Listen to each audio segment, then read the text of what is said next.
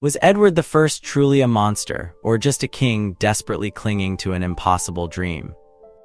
Did Gascony burn because of ambition, or simply because of bad luck and a whole lot of wool? And what if I told you that the biggest rebellion of the 13th century wasn't against a king, but for one, let's rewind, 1296. The air in England tasted like damp wool and simmering resentment.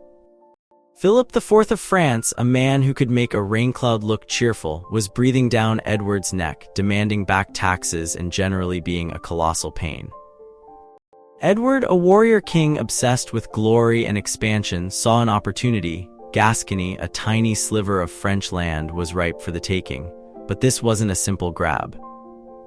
Flanders, a fiercely independent trading hub, held the key. They wouldn't cooperate, not until Edward could deliver a knockout blow to Philip. And that meant a coalition, a messy, volatile alliance of disgruntled nobles, ambitious earls, and a whole lot of borrowed money. Bayonne and Bonnegarde, two strategic points, became the stage for a disastrous ambush. The Earl of Lincoln's forces, a ragtag bunch of English soldiers, were utterly annihilated. It wasn't just a defeat, it was a massacre. Suddenly, the parliamentary gathering at Salisbury wasn't hungry for glory. Nope. The mood was thick with anger, frustration, and a stubborn refusal to open their wallets. England was choking under the weight of Edward's taxes. The maltyote, a customs duty on wool, was squeezing farmers and merchants alike, driving down prices and leaving ordinary people with nothing.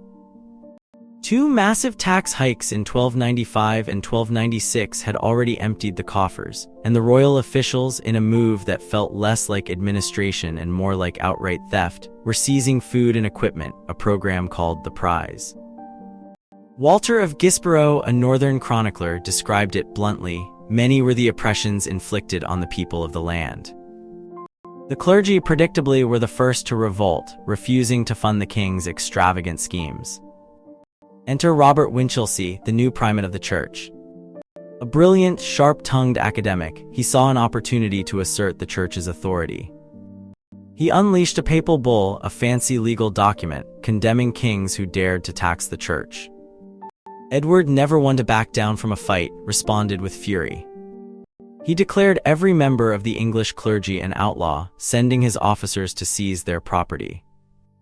Gisborough recounted the chaos. The religious were also robbed of their horses on the king's highway and got no justice until they redeemed themselves and got the king's protection.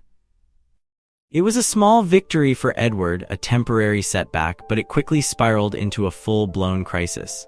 The Salisbury Parliament descended into chaos. Edward, demanding his magnates fight in Gascony while he led the charge in northern France, faced a wall of resistance.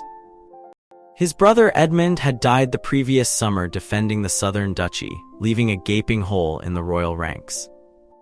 The plan was audacious: attack Philip from two fronts, a risky gamble that had failed twice before. Then came Roger Bigod, the Earl of Norfolk, a man with a legal mind and a stubborn streak wider than the Thames. He argued that Edward couldn't demand military service in Gascony when he himself intended to fight in France. "You will go without me too, with the others," Bigod declared, pointing out that his position as Earl Marshal obligated him to stand alongside the king.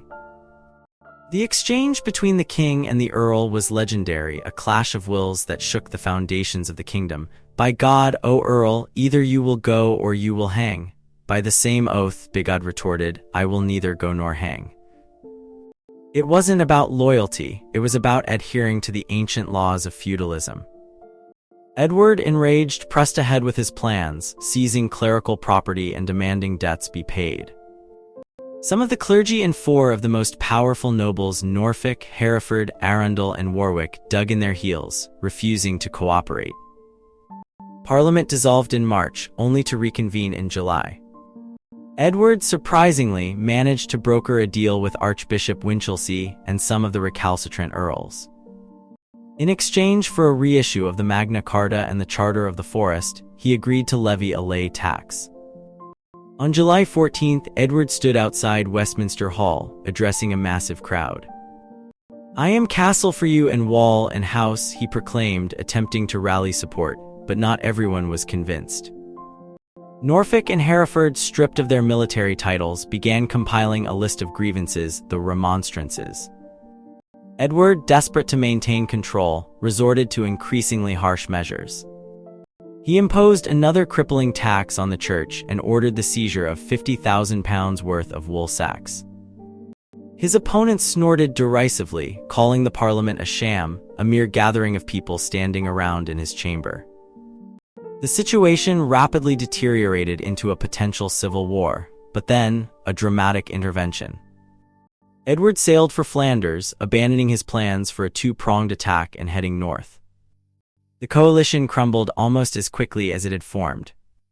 The German king, a crucial ally, abandoned the cause, and Edward's troops, a motley crew of East Anglian sailors and Cinque-Ports men, were more interested in fighting amongst themselves than facing the French.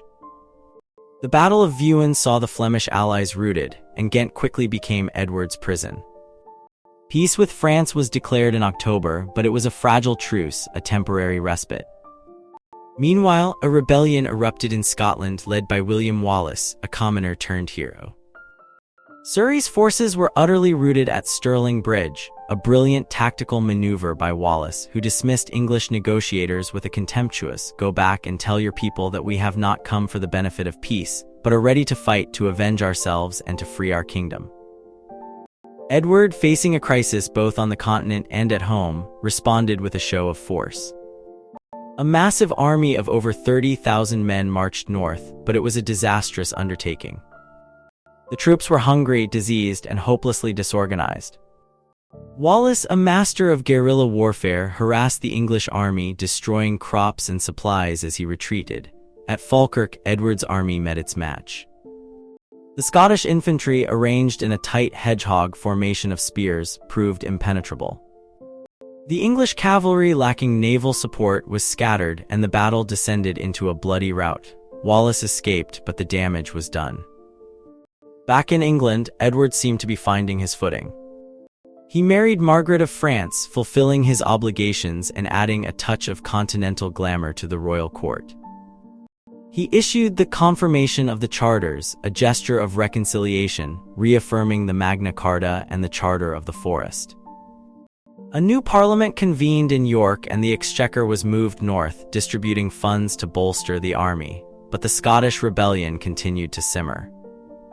Edward, despite his efforts to appease his nobles, faced growing discontent. The Earl of Norfolk and Hereford, sidelined and resentful, continued to plot against the king.